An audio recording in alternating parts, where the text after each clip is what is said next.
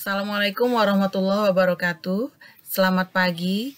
Hari ini kita berjumpa lagi untuk membicarakan tentang rata-rata ukuran pertama kali tertangkap atau length at first capture atau LC.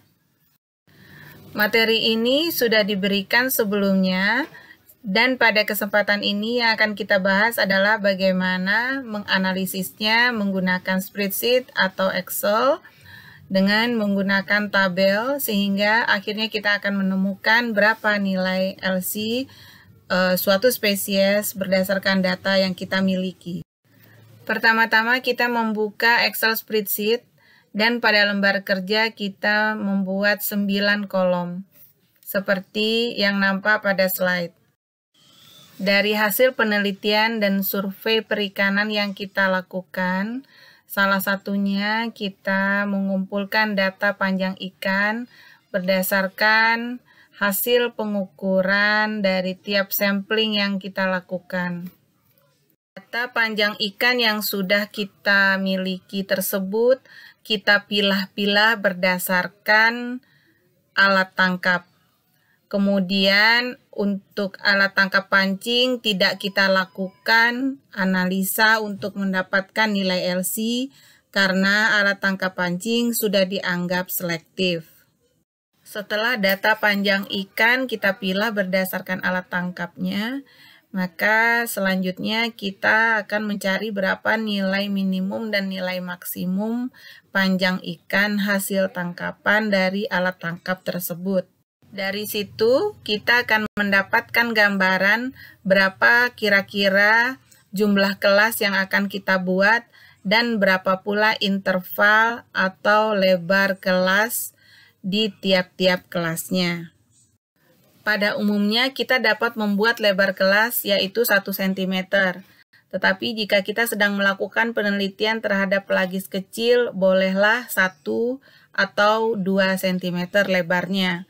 Kemudian pada saat kita sedang melakukan penelitian terhadap pelagis besar, maka untuk ikan-ikan yang berukuran kecil bisalah kita menggunakan lebar kelas 3 cm dan untuk ikan yang lebih besar seperti tuna bisa kita membuat lebar kelas 5 cm.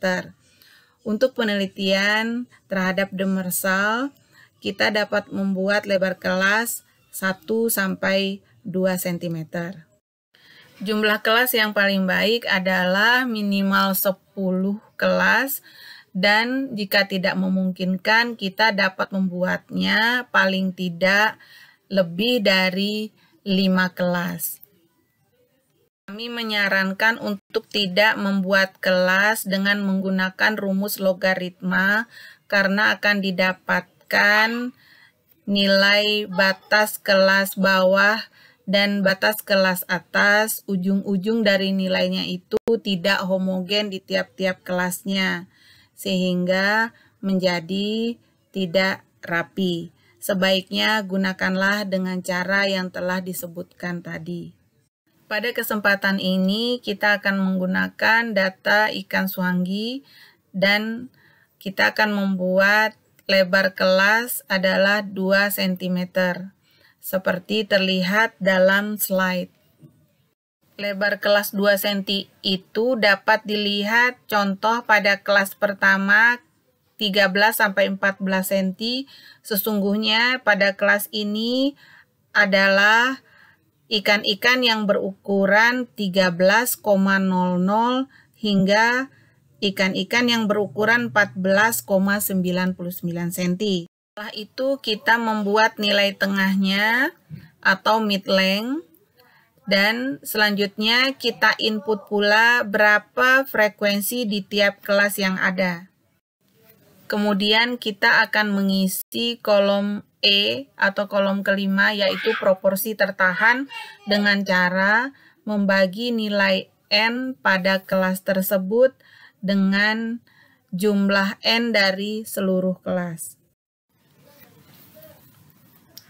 Selanjutnya kita akan mengisi kolom kumulatif observasi atau kolom F, di mana kelas pertama kita tinggal memindahkan nilai proporsi tertahan di kelas pertama tersebut ke kolom pertama kumulatif observasi. Sedangkan pada kelas kedua hingga selanjutnya dengan cara menjumlahkan kumulatif observasi dari kelas sebelumnya dengan nilai proporsi tertahan pada kelas yang sedang kita input. Selanjutnya kita akan mengisi kolom ketujuh yaitu kolom G seper SL min 1. Caranya dengan membagi 1 dengan kumulatif observasi di kelas yang sama pada kolom sebelumnya, lalu dikurang 1. Kita lakukan hal tersebut hingga semua kelas terisi. Pada kolom 8 atau kolom H ini, kita akan mengisi nilai logaritma natural dari seper SL min 1 atau kolom G yang kita isi sebelumnya. Untuk dapat mengisi kolom I atau kumulatif estimasi, kita perlu meregresikan nilai-nilai pada kolom C yaitu midlength dan nilai-nilai pada kolom H yaitu ln seper SL min 1 untuk mendapatkan nilai intercept dan nilai slope-nya. Untuk mencari nilai intercept atau nilai A dengan cara klik function argument atau fx yang ada di sebelah kiri atas yang kami beri box berwarna merah. Selanjutnya kita klik intercept dan di input atau di blok nilai Y yang ada di kolom H serta nilai X yang ada di kolom C. Kemudian klik OK. Selanjutnya kita akan mencari nilai slope dengan cara yang sama yaitu klik function argument, kemudian pilih slope, lalu input nilai Y dan nilai X dengan cara memblok semua nilai Y pada kolom H dan semua nilai X pada kolom C, lalu klik OK. Ada baiknya juga kita menghitung nilai koefisien korelasi, walaupun ini tidak dibutuhkan pada saat penghitungan nilai kumulatif estimasi. Caranya sama, yaitu dengan klik function argument, lalu kita pilih korel, kemudian memblok nilai Y pada kolom H dan nilai X pada kolom C, lalu klik OK. Setelah kita mendapatkan nilai slope dan nilai intercept, selanjutnya kita akan mengisi kolom terakhir, yaitu kolom I, kumulatif estimasi. Pada kelas pertama di kolom itu, kita input nilai 0. Pada kolom kedua hingga seterusnya dengan menginput 1 per 1 plus eksponen dari nilai-nilai A dan B dikalikan dengan midlength pada kelas tersebut. Terakhir, kita akan mencari nilai rata-rata ukuran pertama kali tertangkap atau LC dengan cara membagi nilai intercept dan nilai slope. Nilai intercept adalah nilai S1 dan nilai slope adalah nilai S2, di mana LC formulanya adalah minus S1 per S2. Sehingga setelah kita membagi kedua nilai tersebut, didapatkanlah nilai rata-rata ukuran pertama kali tertangkap sebesar 22,37 cm. Setelah mendapatkan nilai LC, selanjutnya kita akan membuat grafik LC. Caranya dengan memblok nilai X, yaitu midlength, dan nilai kumulatif estimasi. Lalu kita pilih insert, dan kita pilih chart, lalu kita cari chart atau grafik yang menyatukan nokta-nokta yang ada.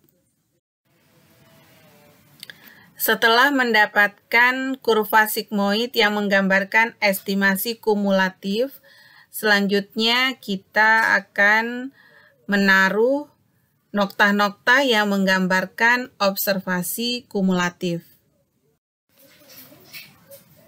Caranya dengan klik kanan pada kurva estimasi kumulatif, kemudian pilih Select Data Source, lalu klik Add, kemudian masukkan series name, series X value-nya, dan series Y value-nya. Series X value adalah dari mid-length dan series Y value adalah dari nilai kumulatif observasi. Selanjutnya akan terbentuk kurva LC yang sudah lengkap yang terdiri dari estimasi kumulatif juga observasi kumulatifnya. Manfaatkan format axis, format picture untuk memperbaiki tampilan dari grafik. Demikian tutorial menghitung rata-rata ukuran pertama kali tertangkap dan membuat kurva LC. Jika ada pertanyaan dan ada yang tidak jelas, dapat berkomunikasi menggunakan email. Masukan dan saran berharga terhadap perbaikan konten maupun tampilan dari video ini sangat diharapkan. Terima kasih.